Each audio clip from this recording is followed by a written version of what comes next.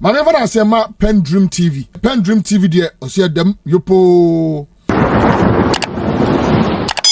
This PENDREAM TV, your only authentic source of political news and latest updates. Please, if you are new here, don't forget to subscribe to the channel. Subscribe if you don't want to mix any latest news or updates going around the world. Please do subscribe. Hit the notification bell so that you'll be the first to hear and broadcast what is happening around the globe as well. Like and also share to other members. Comment after watching. Or you can send your suggestion through our WhatsApp number, which is 0277128777. Thank you. Tanga Central Member of Parliament, Isaac Adongo. He's a ranking member on the Finance Committee. He's joined us on the line. Honorable, you're welcome to Eyewitness News. Good evening to you and good evening to your listeners tomorrow. Now, when the president goes into an election, he is the president of the republic and also the presidential candidate of his governing or of his party that he represents. If you have no difficulty with a president or a president being a presidential candidate, why do you have a difficulty with a parliamentary candidate taking up a job? Well, the presidency is a creation of politics. It is a creation of the Constitution, and it is a political office.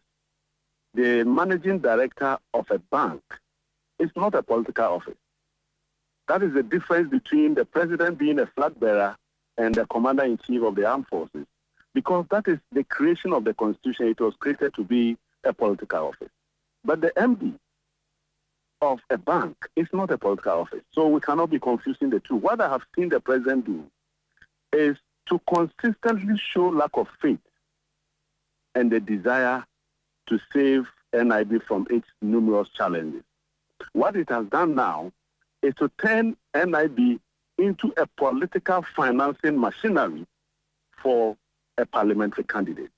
And he doesn't care what that does to the resources of the bank.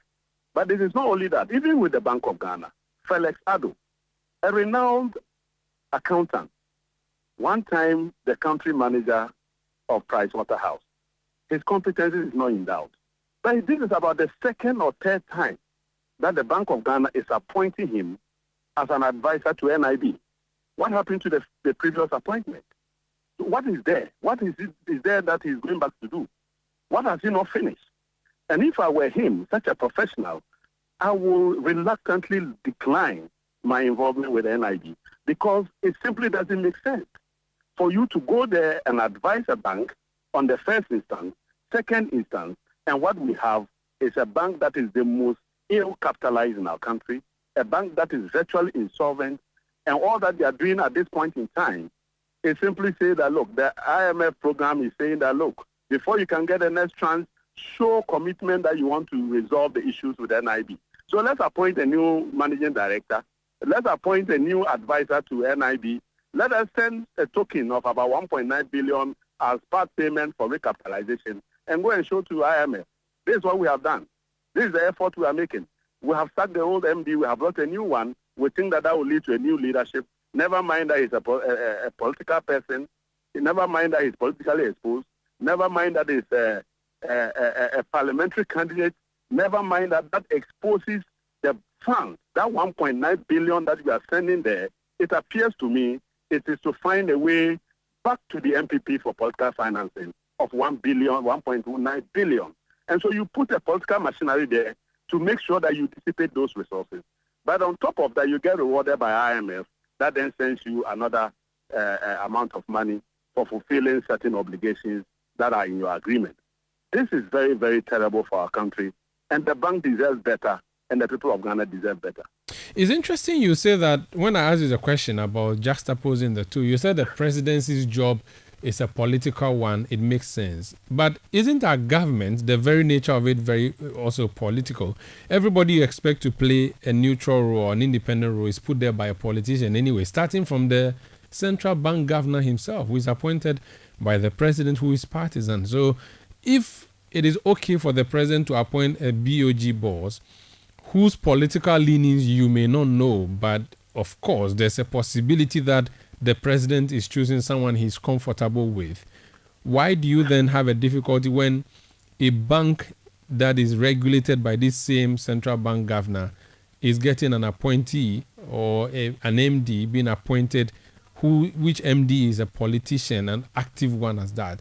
Is it your difficulty that the new MD is colored blue, or your difficulty is that he wouldn't have enough time to concentrate on the bank because the distance from NIB headquarters to Manson Kwanta in the Ashanti region is a lot of kilometers? So, one, you answer my concern by admitting that the NIB as a difficult bank requires a turnaround specialist that will put in the necessary effort and time to turn that bank around. Nobody can do a part-time job at Bank of Ghana, at the NIB, by combining that difficult task of turning around a patient in coma back to life, and at the same time, focus on other things such as your own interest of becoming a member of parliament. So that already tells me that your priority will be to secure your mandate as a member of parliament and leave the bank to die in comatose. That is a bigger problem. But remember also that when we enter politics, there are certain positions that immediately we consummate our position, we are not even allowed to take up. For instance, no member of parliament can become the managing director or a CEO of an institution. By mere fact of the fact that you simply do not have the time and the capacity to share those 8 hours of your time between two financial institutions and your role as a member of parliament. But has he complained? You're crying more than the bereaved. Perhaps he has the expertise. Don't we have? In fact, just a second, Honorable. Yeah. Do we not have MP board members who are actively campaigning to be retained? Don't we have ministers who are also parliamentary candidates? They do not leave their jobs as ministers, but they are able to go and campaign and win their elections. Why is this one special and different? Board members are not executive day-to-day administrators of an institution. That is the difference. A board member merely does not perform official day-to-day administrative executive function of the bank. You are looking at somebody who is not going to be a board member, who would only appear to take decisions that will lead to the direction of the company once in a while, probably maybe once in a quarter. But you are talking about somebody who is supposed to immerse himself in the day-to-day administration of the institution, and you go for a part-timer who has to spare his time between the bank and that of his most important function of wanting to become a member of parliament. And you think that is right. That is how you treat a patient. That is how you treat a patient basically on oxygen and expect that patient to survive. Clearly, it means you are facilitating his death. But don't also forget that we know that when you are politically exposed in an election year and you are appointed the managing director, and in addition to that, that politically exposed person is to manage 1.9 billion of new injections. What you have simply done is that you have handed 1.9 billion to your political financing and not to the bank. But that is not what we are looking for. We are looking for 1.9 billion that will go towards recapitalization and that will lead to the growth and survival of the bank, and not to finance political activity.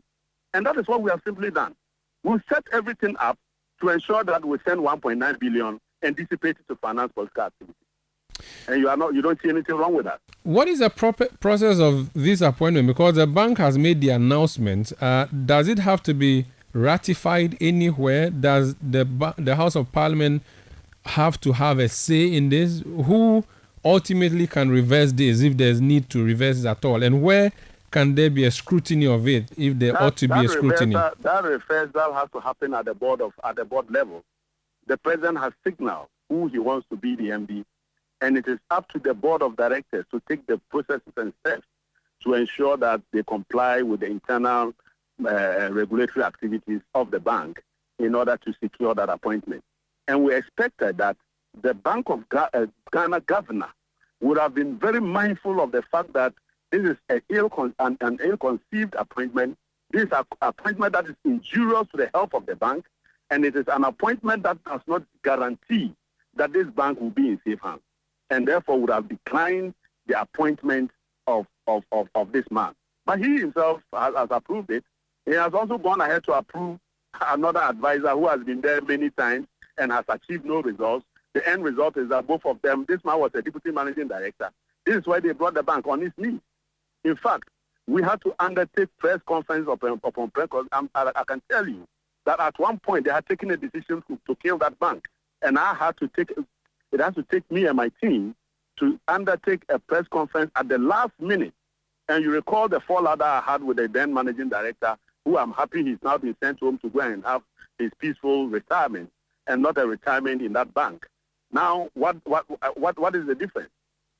Having a retiree struggling to hold the bank, or a political appointee who is focused on becoming a member of parliament and creating an avenue for political party financing and killing the bank slowly with poison?